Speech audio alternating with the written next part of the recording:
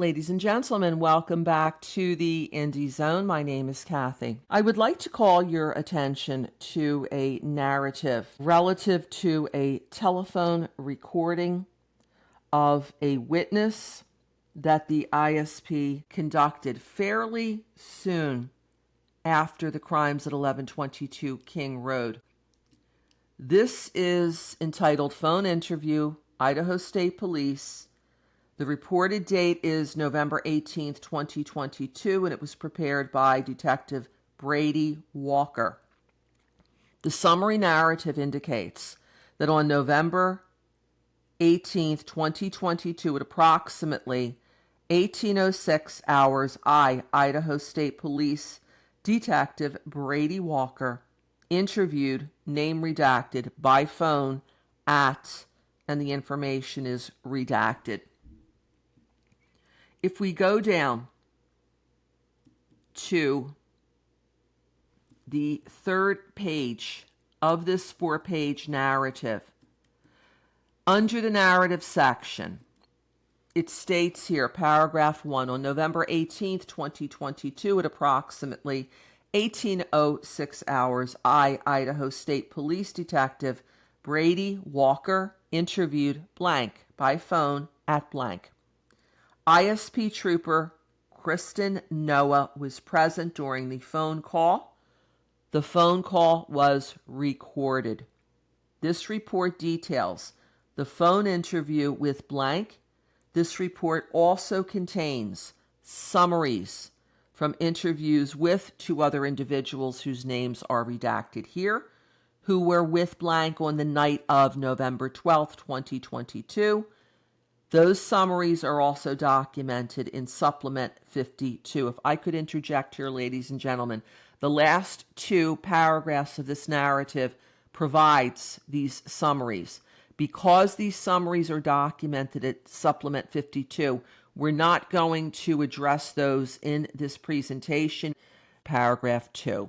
It states here, it was reported to me that blank had text conversations with Ethan Chapin the night of the incident, but blank denied that. Blank had been in the blank as Chapin for a year and a half and described Chapin as one of his best friends. Blank lived in an apartment at blank. His roommates are, and the names are redacted, as well as their telephone numbers. Paragraph 3. He was present with Chapin in the lodge at blank, but they really didn't have much contact. Blank specifically said he was, quote, off doing his own thing, end of quote, and hanging out with his girlfriend. When I asked who his girlfriend was, he paused and said, quote, I don't really feel comfortable answering those questions. I don't know. End of quote. I asked him if there was any reason why. He replied, quote, I don't know. Like, out of respect of Ethan. I don't know. Like, okay, blank is my girlfriend. I'll just answer the questions. End of quote. After that, blank seemed more forthcoming with information. Paragraph 4. Blank and blank were at redacted most of the night.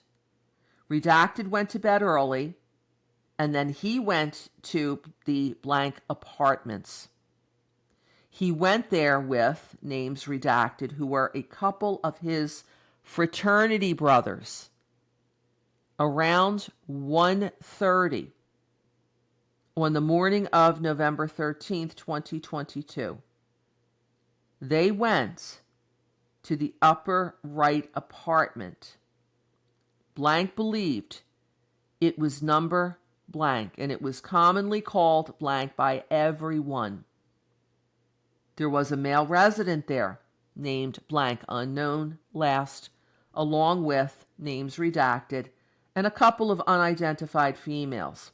They stayed there for a couple of hours before leaving around 3:30. returning to redacted. When they left the redacted, they went down the stairs, across the parking lot, crossed Taylor Avenue, and went across the field to redacted. Redacted made some food and went to bed around 5 o'clock a.m. 5. He said he did not text or have any other electronic communications with Chapin that night. He did not know when Chapin left the blank party. 6. Blank knew Chapin and Kernodle had been dating since before the previous school year ended. He estimated it was about 7 months. Chapin stayed with Kernodle about 6 days per week. Blank said he knew Kernodle fairly well, but did not know Gonzalez or Mogan as well. Blank would see Gonzalez and Mogan, quote, here and there, end of quote, but they would not sit down and have a conversation or spend time together. 7. Blank went to 1122 King Road once every week or 2 weeks. He said a party was hosted there about weekly. A typical party would be attended by 50 or 60 people. He described the dynamic of the house as fine and stated they all seemed to get along really well. Paragraph 8. He knew redacted for about a year and a half and knew her fairly well. Blank did not have a boyfriend and had lived at 1122 King since the start of that semester. Blank had just met Blank at the beginning of the semester and knew her from going to 1122 King to hang out. Blank did not have a boyfriend that Blank was aware of. And then going to the next page, page number 4, paragraph 9, Blank could not think of any person who would do something like this. 10. I am also including the interview summaries of, and the 2 names are redacted, who were with, it appears to be this person who's being interviewed here, the night of the incident with this report, due to the proximity to 1122 King Road. And the next 2 paragraphs address summaries of interviews with 2 other people. This concludes this report. If I could point out just a few things.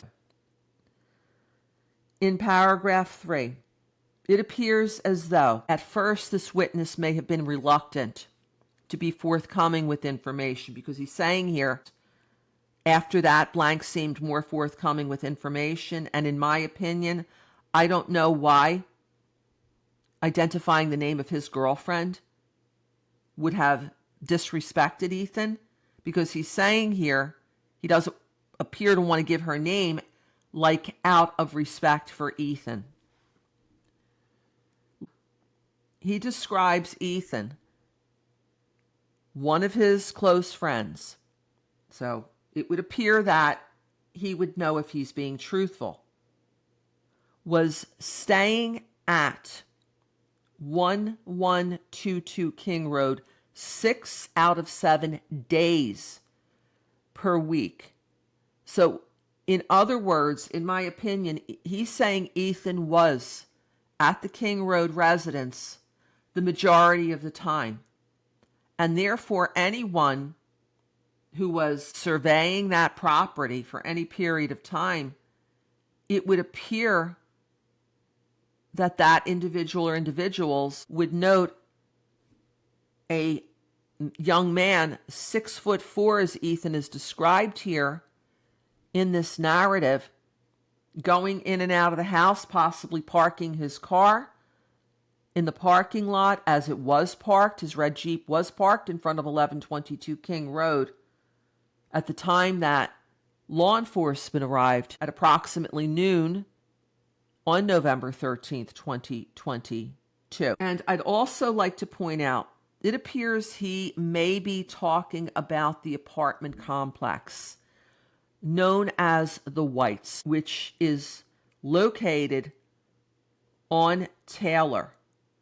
And adjacent to it, there is a walkway that leads directly to 1122 King Road. It's a matter of steps. He is saying here what appears to be that he left the party, went down the stairs of the apartment complex, crossed the parking lot, and then walked across what appears to be Band Field at about 3:30 a.m. This would have been very close to the time that what has been reported as suspect vehicle 1 was supposedly circling the 1122 King neighborhood, and also very close to the timeline of the crimes as asserted by the state of Idaho, which was just minutes after 4 a.m. So my question is, that I ask rhetorically, was this person interviewed to determine if he saw anything unusual as he's crossing Taylor Avenue at that close proximity in time? These are my opinions, not facts, speculation, comments that I give pursuant to the First Amendment of the United States Constitution. If you have any comments, any thoughts, any opinions, please leave them here. And until next time, this is Kathy. Thank you very much for joining us here today.